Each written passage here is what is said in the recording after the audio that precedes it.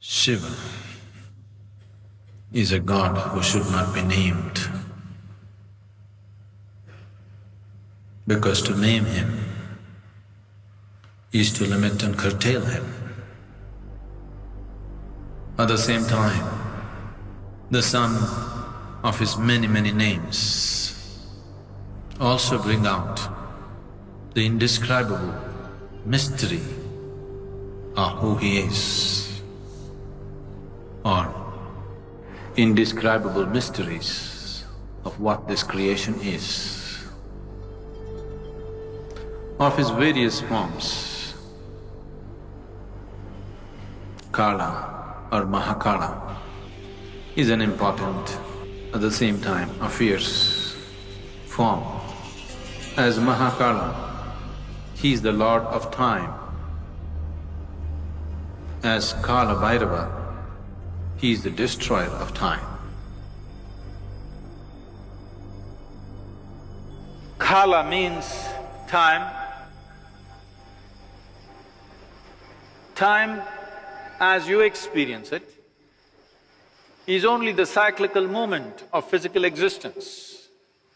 The earth rotates, it's a day.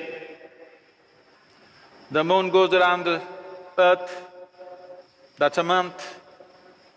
The earth goes around the sun, that's a year. Everything that you know as time, including your watch, is all about cycles. Everything that's physical is cyclical in nature. From atomic to cosmic, everything that's physical is naturally cyclical in nature. And because of your physical existence, because of your involvement with the physical nature of who you are, you have a sense of time. As you sit here, because you have a body, it is keeping time. If you become free from the cyclical moment of life, then we say you are in mukti or absolute liberation. So those who are aspiring for mukti, those who are seeking absolute liberation, for them this dimension that we are referring to as Mahakala becomes of paramount importance.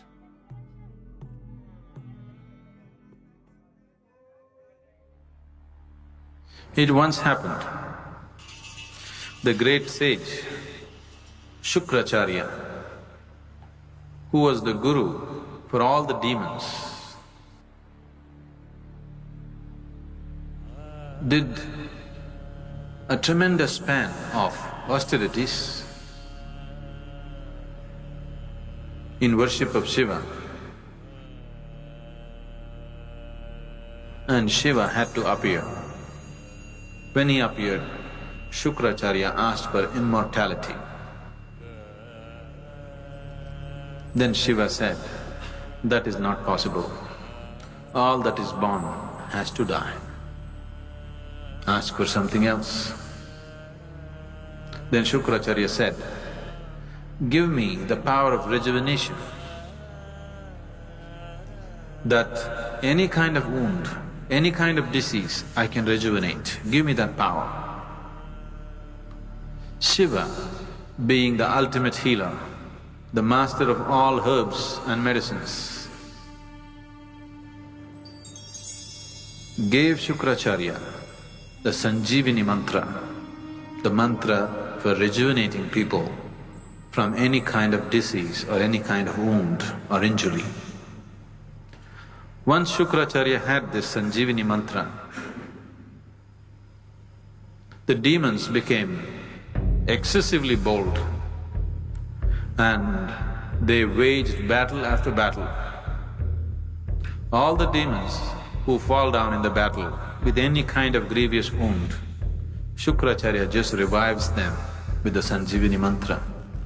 So ultimately, the army of the demons can go on fighting without losing a single man. The gods got very alarmed and they felt this is a very unfair battle, because how much ever you fight, they don't die, but we die. So they went to Brahma.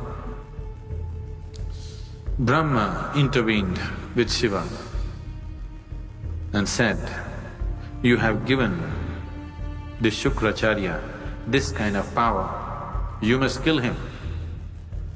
Otherwise, there will be a complete imbalance in the world. The demons have an unfair advantage over the gods." Then Shiva said, "There is no need to kill him, I will contain him." Then the battle between the devas and the demons was going on. Shukracharya was going about uttering the mantra and reviving all the demons from their injuries and wounds.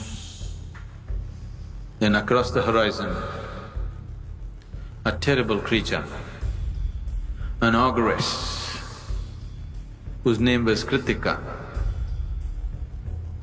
came in a hideous form. She was one of the Shiva Ganas. She came and sucked Shukracharya into her womb, and there he remained as a fetus. And he was contained, and a balance was set forth between gods and demons. A more fair and just battles were fought. Then Brahma was so amused, and he thought, it is only Mahakala who can do this, that without killing the person, he can completely contain his life. Shukracharya remained in the womb of Kritika, and his Sanjivani mantra became impotent.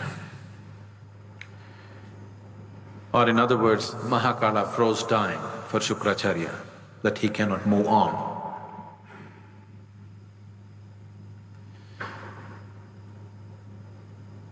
When we talk about transcendence, when we talk about spirituality, yoga, we are seeing how to go beyond the limitations of time and space. Because time and space belongs to the physical plane of the existence.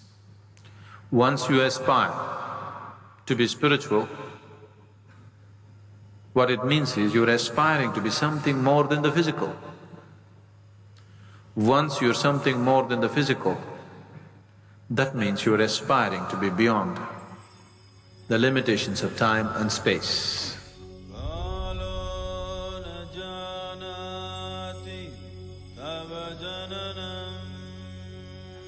The Mahakala temple, the linga that is consecrated there, is of phenomenal nature. It will shake you from the root of your existence. It is really an incredible consecration. It is just done for this purpose, that in some way it dissolves you. One must be ready to go into this temple properly, because it's of a tremendous power and it is not for the faint-hearted.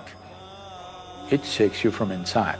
Every day, the offering that needs to happen to Mahakala is fresh ashes from the cremation grounds, because that's what he likes and that is what keeps it going the way it's going.